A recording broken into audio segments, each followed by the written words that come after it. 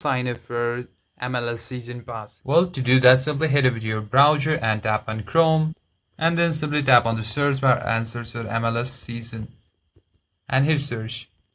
And after that, simply head over to the MLS Apple TV. Simply tap on MLS Apple TV. From here, you'll see the MLS upcoming programs.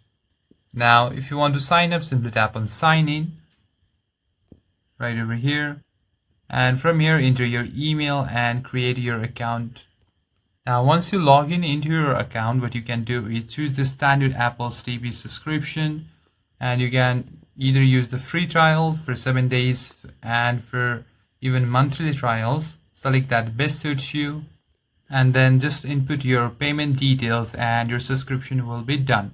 Now, once your Apple TV's membership is active, you will gain immediate unrestricted access to every regular season match, the MLS Cup playoffs and the Leagues Cup tournament with 0 regional blackouts, and you'll be easily able to watch all of them.